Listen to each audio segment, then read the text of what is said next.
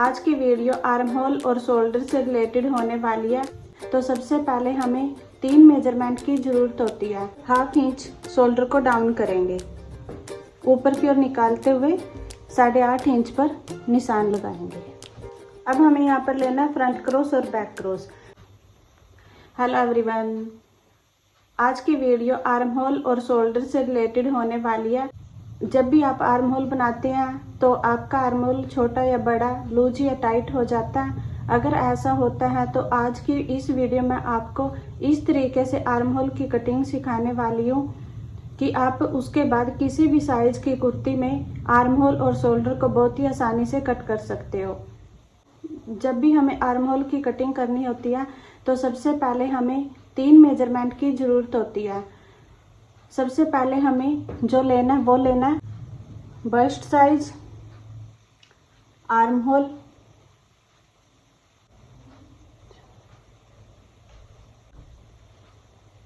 उसके बाद हमें लेना है शोल्डर।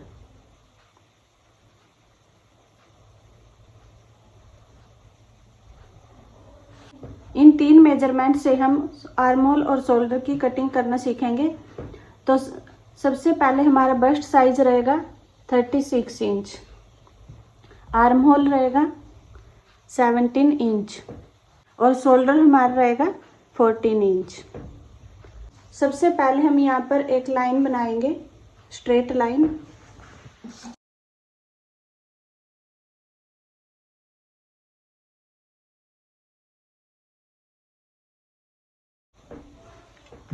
उसके बाद यहाँ पर 1/2 इंच शोल्डर को डाउन करेंगे। अगर हमें यहाँ पर पैक नेक बनाना है तो हमें यहाँ से 1 इंच शोल्डर को डाउन करना है, और अगर हम यहाँ पर डीप नेक या फिर सिंपल नेक बना रहे हैं तो हमें यहाँ पर 1/2 इंच ही डाउन करना है। उसके बाद यहाँ पर भी स्ट्रेट लाइन बना देंगे।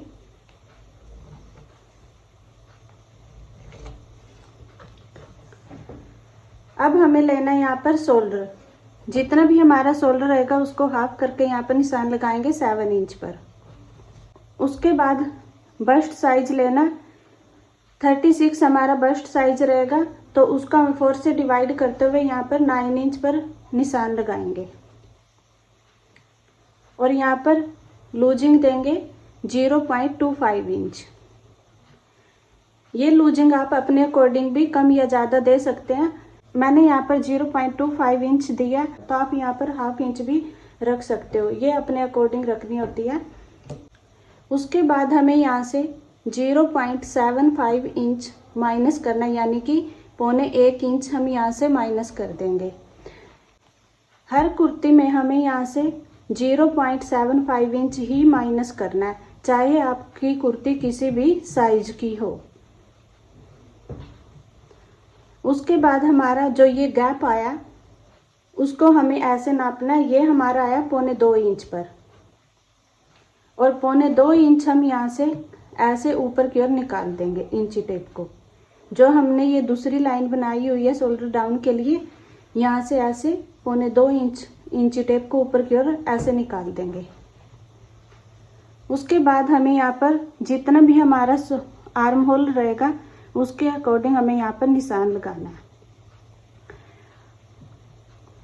देखिए मेरा आर्म होल यहाँ पर ऐसे नाप लेने पर 17 इंच आया, तो हमें आर्म होल को ऐसे नापना है और उसके बाद हम यहाँ पर 0.25 इंच ऊपर की ओर निकालते हुए 8.5 इंच पर निशान लगाएंगे।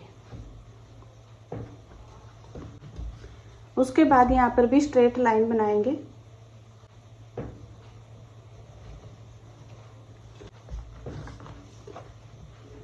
जितना हमने यहाँ पर शोल्डर को लिया उसी के अकॉर्डिंग हम यहाँ पर निशान लगाएंगे 7 इंच पर, और यहाँ पर भी एक स्ट्रेट लाइन बनाएंगे।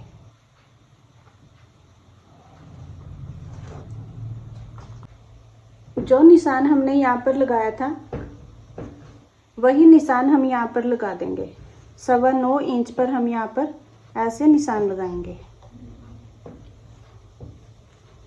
उसके बाद हमें इस लाइन का सेंटर लेना है और यहाँ पर बीच सेंटर में निशान लगा देंगे। अब हमें यहाँ पर लेना है फ्रंट क्रॉस और बैक क्रॉस। जितना भी हमारा फ्रंट क्रॉस रहेगा यहाँ पर निशान लगाएंगे। 13 इंच बैक क्रॉस है तो उसको हाफ करते हुए हमें यहाँ पर 6.5 इंच पर निशान लगाना है। 6.5 इंच पर ऐसे निशान लगाएंगे और इस लाइन को यहाँ तक मिला देंगे।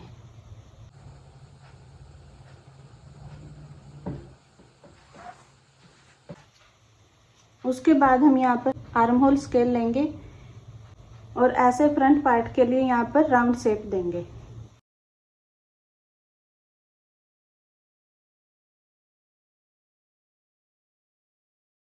उसके बाद हम यहाँ पर बैक पार्ट के लिए राउंड शेप देंगे।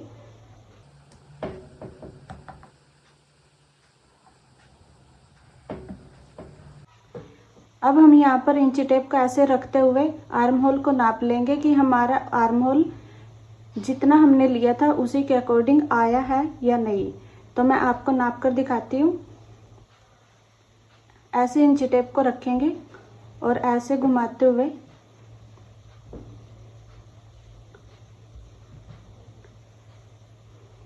देखिए ये हमारा यहाँ पर 8.5 इंच पर ऐसे आया। जो हमने ये निशान लगाए वो हमारे बिल्कुल करेक्ट निशान है। अगर हमारा राउंड में ऐसे जितना हमने लिया था उसी के अकॉर्डिंग आता है तो इसका मतलब हमारे जो भी हमने यहाँ पर ड्राफ्टिंग किया वो हमारी बिल्कुल सही है।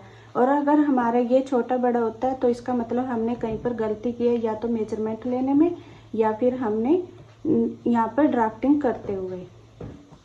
तो अगर आप भी इसी तरीके से आर्म होल को निकालते हैं तो हमारी कुर्ती बिल्कुल परफेक्ट बनेगी। हमारी कुर्ती में ना ही तो कोई झोल आएगा और ना ही हमारी कुर्ती टाइट होगी, लूज होगी, छोटा या बड़ा भी नहीं होगा। तो ऐसे हमें आर्म होल की कटिंग करनी होती है। उसके बाद हम यहाँ पर जो भी हमारे आगे की ड्राफ्टिंग रहेगी वो हमें कर लेनी है। उसके बाद ड्राफ्टिंग के ऊपर से हमें यहाँ से कटिंग कर लेनी है।